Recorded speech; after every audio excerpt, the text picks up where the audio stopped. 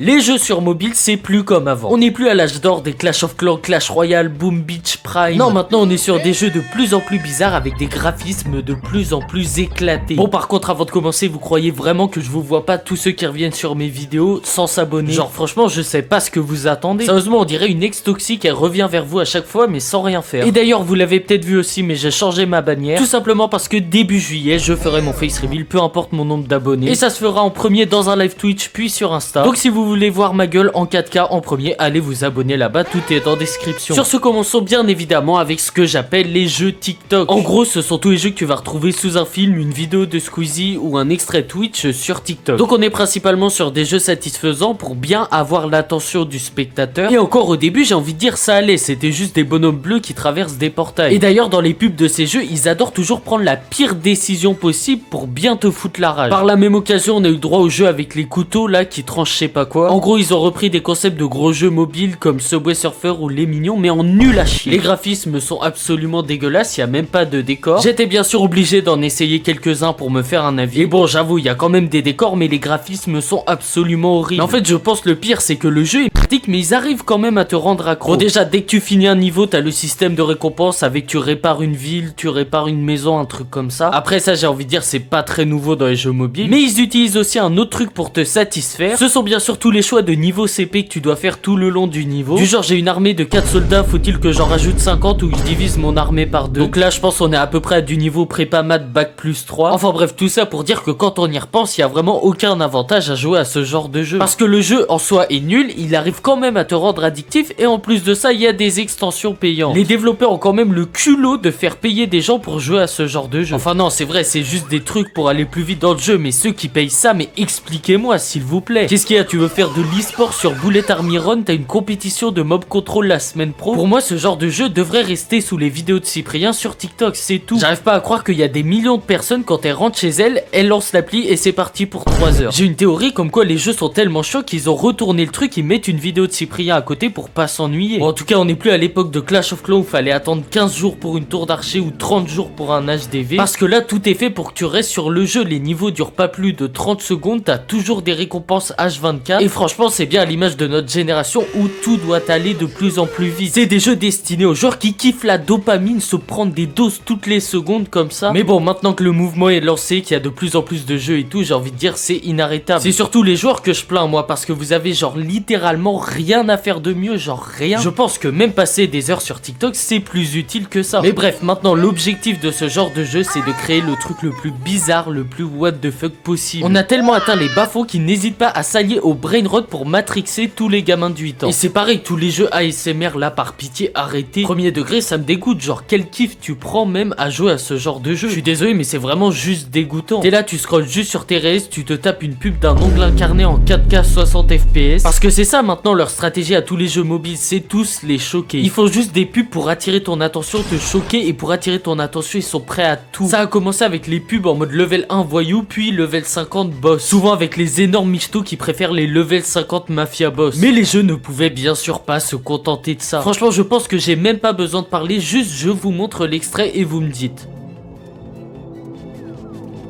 Donc voilà, on en est là, je pense qu'on a dépassé toutes les règles d'éthique ou même de logique. Donc voilà, il y a au moins un mec qui se fait tabasser dans la pub ou alors de la piste. Je pense vraiment qu'il n'y a aucune limite et ça peut partir très loin. Parce qu'ils sont prêts à tout pour vendre leur jeu, ça fait longtemps qu'ils ont mis leur dignité de côté. Et ça, c'est les pubs sur les réels Insta ou TikTok, mais il y en a aussi sur YouTube. Et là, c'est encore une autre stratégie avec des images bien suggestives pour bien attirer tous les dalleux de la plateforme. Et YouTube, t'as l'impression ils ont pas trop de problèmes avec ça, hein, parce que les pubs ne se font jamais ban. Mais par contre, si un YouTuber ose dire ne serait-ce que enflure dans une de ses vidéos, c'est démonétisé direct. Et bien sûr les gars, rappelez-vous, ce genre de pub c'est des énormes pièges parce que la pub ne ressemble jamais au gameplay. Regardez le jeu avec les loups de tout à l'heure là, bah le gameplay c'est ça. Je pense qu'à chaque fois toute l'équipe se met d'accord pour mettre un max de budget dans la pub, mais du coup pour le jeu il y a plus rien. Dans les pubs ils aiment trop toujours aussi attirer la compassion, la pitié. Dans les 3/4 des pubs c'est soit quelqu'un qui se fait tabasser, soit un animal en danger, soit un enfant qui se fait abandonner par son père, enfin il y a vraiment de tout. Et quand la pub elle est terminée, il faut que tu fasses un choix, donc soit tu le sauves pas et t'es un enculé, soit tu le sauves mais il faut installer le jeu. Et cette technique elle marche surtout pour les enfants parce que eux ils sont sensibles, donc forcément ils vont installer le jeu. Pareil pour les jeux TikTok dont je parlais avant, à chaque fois ils font bien exprès que le gameplay du mec qui joue dans la pub il est bien nul à chier. Le mec prend toujours les pires décisions possibles. Et là encore une fois ils disent ouais mais ça paraît facile mais en vrai le jeu est grave difficile et tout. Donc forcément tu l'installes, tu vois que c'est super simple, donc ça flatte ton ego. Ah mais les mecs ont pensé à tout. Et franchement le marketing il est très fort hein. Tout le monde en parle, regardez, même moi je fais une vidéo dessus. Bon après est-ce que ça leur donne une bonne image? Je pense qu'ils s'en battent les couilles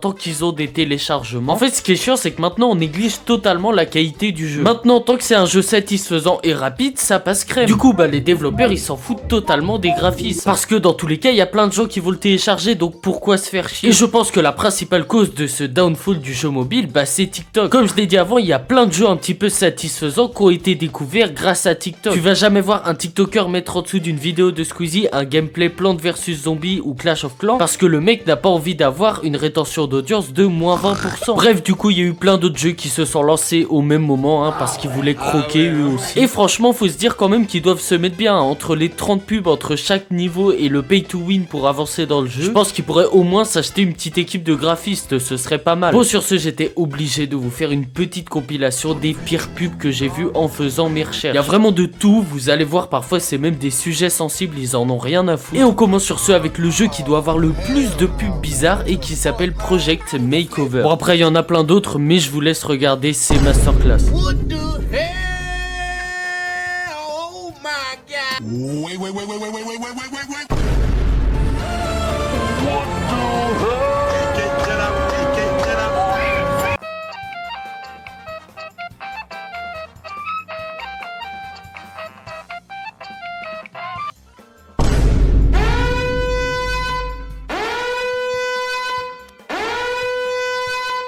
Oh my God, bro. Oh, hell no, man. What the fuck, man? Get your ass on, boy. Bye. You get your goddamn ugly ass on.